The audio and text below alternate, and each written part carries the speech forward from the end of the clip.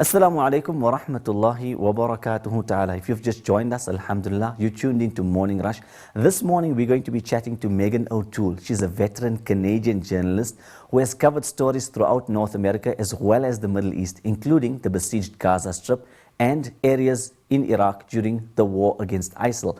She's currently based in Doha, working as a producer at Al Jazeera English, and writes primarily on issues of international politics, legal systems, global conflicts, and human rights.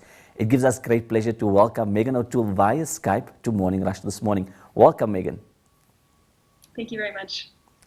Megan, we are in the initial days of the month of August. Almost a year on the 1st of August 2014, the day came to be known as Black Friday amongst many people living in Gaza and people who have generally followed what is happening and transpiring in that area of the world. Why is this known as Black Friday amongst Palestinians?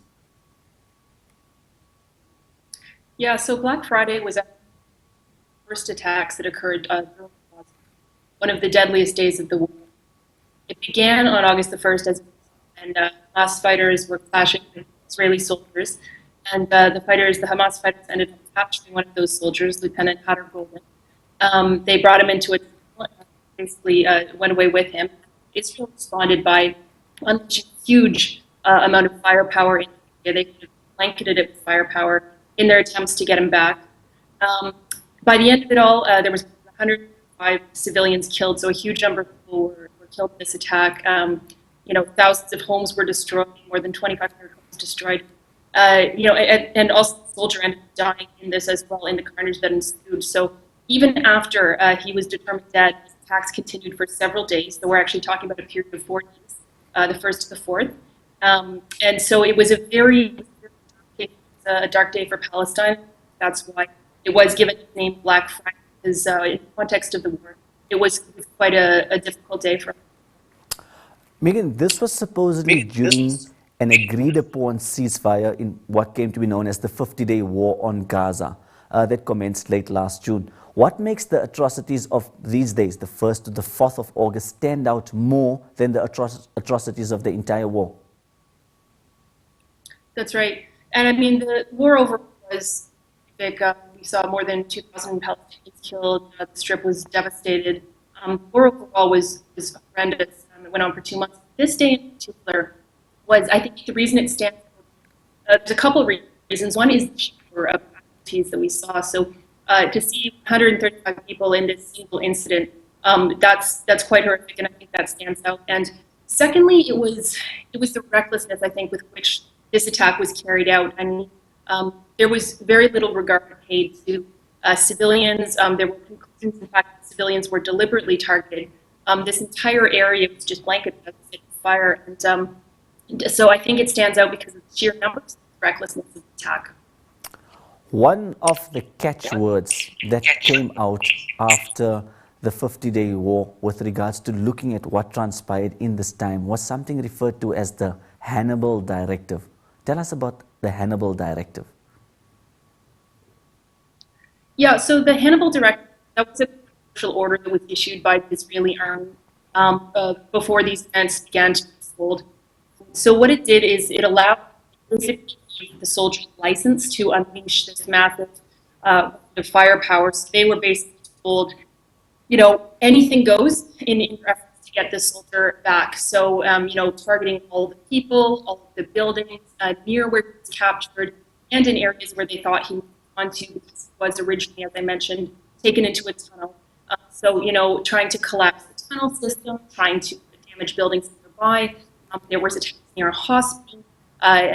This was because they thought perhaps he was in the hospital, he had been wounded. They were trying to draw him out. So I think several goals. They were trying to draw out their soldier, trying to kill the fighters who had taken him.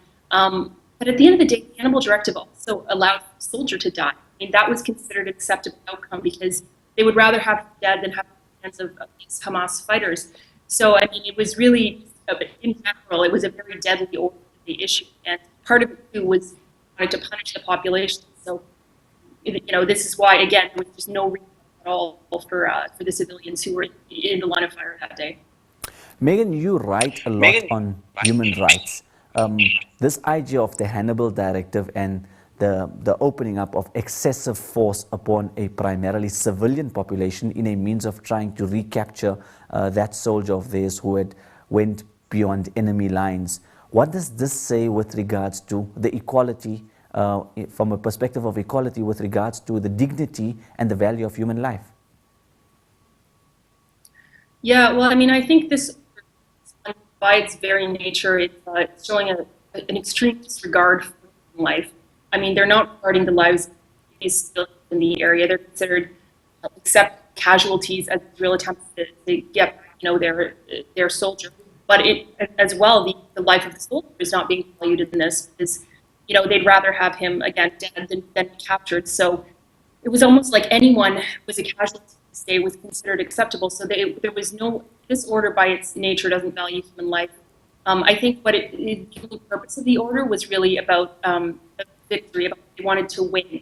That was the only real objective there. That's why hundreds of bombs were fired in just a few hours. As I mentioned, the statements made by the Israeli army, they point to this motive of revenge. So it wasn't just trying to get this soldier back, trying to eliminate the risk of him being captured because he would be considered quite a high value asset for us if they were to keep him. But it was also just to punish the population of Rafah when this all took place. All of the civilians, regardless if they had anything to do with this, it was punishing the entire population. So to sort of say, here's what we can do if you do this kind of thing. So I think that there was pretty much no value placed on human life when that order was issued. When we commenced this morning, Megan, in our discussion, we spoke about this being a year on from the 1st of August 2014. The period the 1st to the 4th of August 2014 is the time when we saw many of these atrocities now, in retrospect, coming to light. Amnesty International a few weeks ago published a report with regards to their findings, particularly linked to this period, the 1st to the 4th of August 2014. What were some of these findings? Yeah, that's right. So the Amnesty report is very comprehensive. They did a number of detailed studies involving pinpointing where the attacks had occurred, the timeline of the attacks, the casualties. In addition to that, they gathered witness statements, reports where the Israeli army talked about this. The primary findings of it ultimately were that they concluded that it's quite likely that Israel had committed war crimes during this assault. Also, there were possible crimes against humanity. And this is all related to just sort of callous and reckless targeting of civilians. It was determined that there was indiscriminate, deliberate targeting of civilians. They fought in densely populated areas. They fired at people fleeing. Through the report, there's just horrific testimony from some of the people that survived this. People who watched their parents die, their children die, severely injured. There's just some testimony about body parts being found. It's horrific, really. For the people that lived through this, it's a trauma that they're never going to forget. And a lot of them watched their homes be destroyed, still not repaired to this day. So, I mean, the report is not the first time that someone has suggested that war crimes were carried out during this war by Israel. But of course, as we've seen, there hasn't been an investigation to date. And so part of what the report is doing is it's urging Israel to cooperate with further scopes that are done into this, any further investigations. It does mention that to date, it hasn't made that, it hasn't really done what it could do to investigate some of these atrocities. And also, with any international court suggesting that Israel cooperate with that as well. So really, the report is saying not only what happened, but suggesting that someone really does need to investigate this thoroughly, because that hasn't been done to date. Megan, the Palestinian Authority in the early days of April 2015 joined the ICC. Subsequent to that, towards the latter portion of June, the Palestinian Authority then made submissions to the ICC with regards to Israeli war crimes. In your view, as someone who writes extensively on this conflict and other conflicts, do you think this move by the Palestinian Authority was productive or counterproductive? Well, it's interesting. I mean, yeah, as mentioned, they formally joined in April, so there's a retroactive mandate where this court can look at what happened during the Gaza war. And when they submitted those documents, you mentioned what they're asking the court to look into the war, but also, Israeli settlement building. So, I mean, it remains to be seen the outcome. Whether it's, it could actually end up, both sides have something to lose.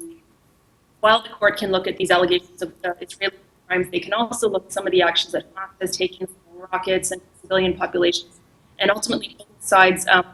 There could be a loss for both sides. It could be determined that both of them have done actions that were not acceptable or considered a crime. So, I mean, I think ultimately the goal of joining this court was to recognition for what has happened. So, I think the way it was described at the time was Palestine wants internationalized flights. So they're looking forward to this world body that can look at it objectively, look at Israel, and look at what has been done on the Palestinian side.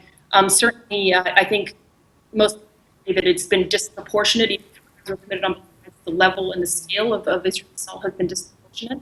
So part of it will draw attention to this fight, and another goal of it is just Palestine wants to isolate Israel and basically put more pressure on them to withdraw from the occupied territories, and that's part of the goal of it as well. So regardless of the outcome, I think that part of the goal is simply to raise this awareness. Megan, we'd like to say thank you to you for your time this morning in sharing with us perspective on issues related to the raising of war crimes and awareness around war crimes committed by the Israeli authorities during the period of the 50-day war in Gaza, and particularly between the period the 1st and the 4th of August. We hope to engage you many more times with regards to the various areas and hotspots in the world that you write about and follow as an analyst and as a journalist. Many thanks. Thank you very much. Well, that was Megan OToole, veteran Canadian journalist who's covered stories throughout North America as well as the Middle East, currently with Al Jazeera English, working at their Middle East desk, and someone who writes prolifically about international politics, legal systems, global conflicts, and human rights. As we mentioned, we'd be engaging her periodically on issues related to the Middle East and other hotspots in the world.